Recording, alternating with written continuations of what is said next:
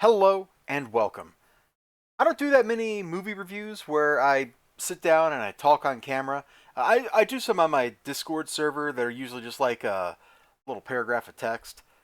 But I just got done watching The Boy and The Heron earlier today on a nice big screen. It was like the deluxe screen at the Marcus I went to, and there's a lot of complicated stuff in this movie. I don't know if I liked it, but it was a good movie. It pretty much held me like enthralled or wrapped as I watched it.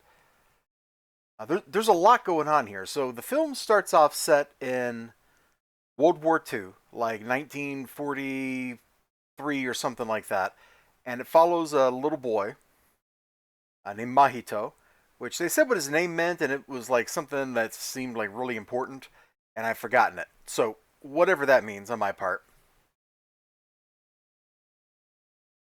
But he lives in Tokyo with his family. There's a firebombing. At least I think it was Tokyo. There is a firebombing in whatever town they live in, and his dad, who runs or maybe owns, and it's not really clear, a munitions plant. They were making like cockpits for airplanes. He moves out of Tokyo, follows out into the country, into this house, and the house is like the ancestral house where the little boy's mom is from, and also his aunt. And his mother dies in the firebombing, and so that just leaves him and his dad. And his dad goes to marry his mom's little sister, and so the first time we see her, she's already pregnant with a little half sibling for the little boy Mahito. All right, you with me so far? Like that is the setup. Now from here on, it starts getting weird. This gray heron, which is actually blue. Look, I don't name birds, man. Okay. This gray heron starts harassing the boy, trying to lure the boy into going into this ancient tower thing, and eventually, the boy does go there and goes on this adventure looking for his stepmother, his aunt, in the other world on the other side of the tower.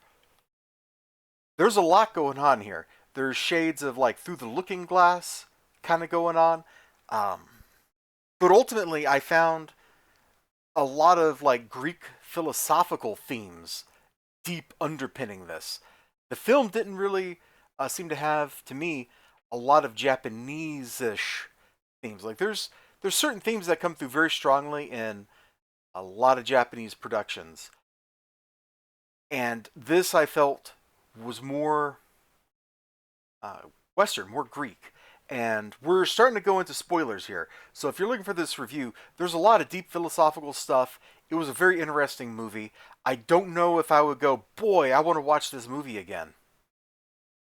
It was kind of heavy. It was not light viewing. Okay? Having said that, ultimately, like, the resolution is mostly a good one. Mostly. So there's that. It's got that going for it. And the journey sure is a spectacular, weird, and interesting one. I'm not even going to try to describe what's going on in the film because if I start talking about a lot of this stuff, it won't make any sense. You just got to see it to understand it. So I'm going to give you a few seconds here. If you don't want some thematic spoilers, to stop watching. But I think this is the most important part of the review. Kind of talking about what I see in this movie. All right, we're gonna wait. You got 7 more seconds. 4, 3, 2, 1. You're still here? Okay.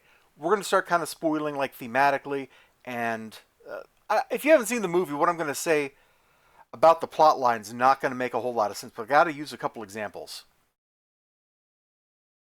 So I said earlier, there's like, some Alice in Wonderland through the looking glass kind of stuff because there's like the real world and then there's this alternate world that has elements drawn from the real world in it, particularly this tower. Okay?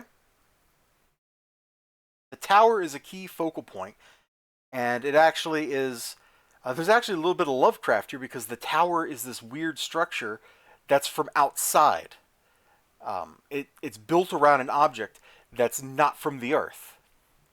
So there's like influences from Lewis Carroll. There's influences from kind of Lovecraft going on here, and then there's the real heavy, meaty stuff underneath it, where there's this other world, and it's being sustained by this old dude who's effectively like the wizard slash deity of the world, who is using powers drawn from that foreign object to hold the world together. And he's doing it not through big elaborate rituals or anything like that, but he's kind of trapped himself inside of the world in what's basically like the Garden of Eden, which even gets lampshaded by a character in the movie, and he's manipulating shapes. If you've ever seen Reign the Conqueror, you're going to know where I'm going here. He's manipulating geometric forms, little three-dimensional solids, and he's building a tower out of them. So he's constructing a tower out of fundamental building blocks, fundamental shapes from the reality he's in. He's basically like playing around with, there's more than there are in just like the set of Platonic solids from ancient Greek philosophy, but the idea is there that there are these certain building blocks that, through the arrangement of them and the balance of them in the shape of that tower, will hold the world together and impart qualities into the world based on how they're arranged, how stable they are, that sort of thing. So there's a whole lot of that kind of stuff, and then there's a lot of the ancient Greek. If you go read a lot of ancient Greek stuff, I mean, just go read the Odyssey or the Iliad, right?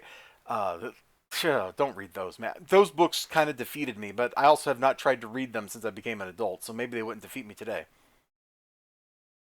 But there's also these really crazy ideas drawn from old Greek philosophy, and I guess they're not crazy. Where one of my old professors had this saying of hubris precedes nemesis, which in modern English would be pride goeth before the fall.